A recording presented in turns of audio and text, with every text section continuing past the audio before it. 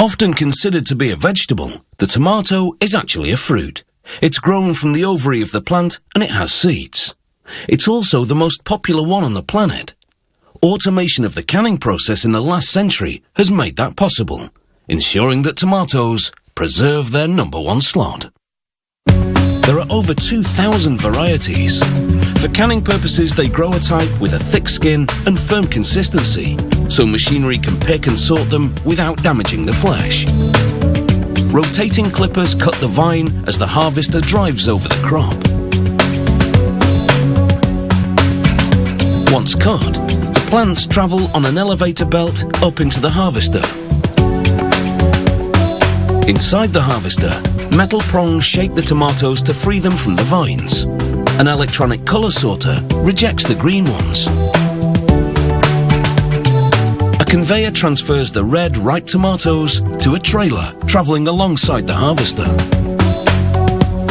Once they have a load of 22 tons, they deliver the tomatoes to the canning factory.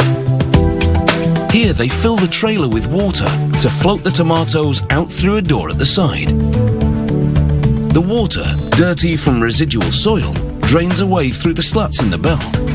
The tomatoes land in a clean, water-filled channel, and here any rocks sink to the bottom and are removed. The tomatoes float into a big tank, where jets churn up the water for a more gentle cleansing action. The tomatoes then head up to a sorting line and travel over metal bars. Smaller tomatoes fall through the gaps. They'll be used to make tomato juice. The others fly on past 60 tiny cameras that detect pale or yellowish tomatoes. Pneumatic fingers knock those tomatoes out of the batch. It all happens in less than a second. Now it's the human eye that inspects the tomatoes. They send any rejects to another part of the factory to make juice. The rest take the plunge into a very hot bath. This scalds the tomatoes and loosens the skins.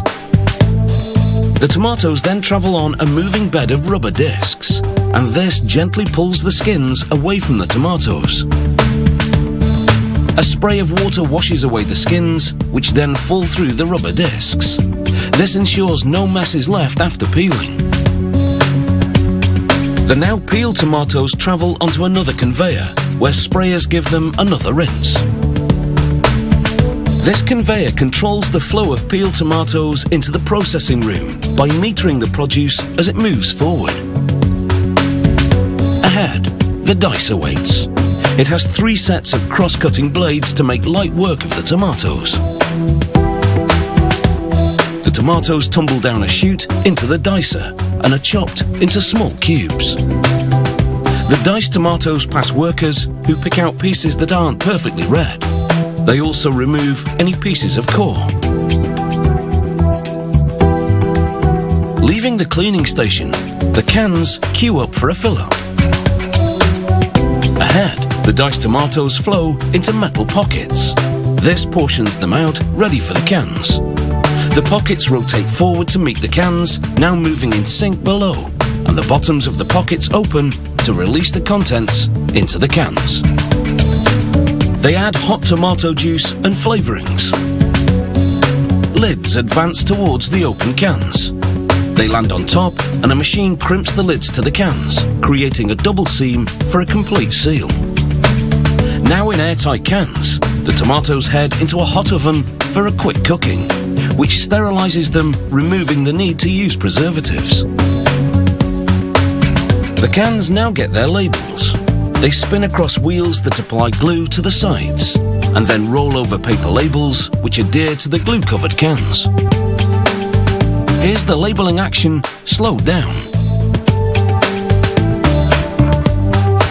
The label contains brand and nutritional information, as well as the exact time of production.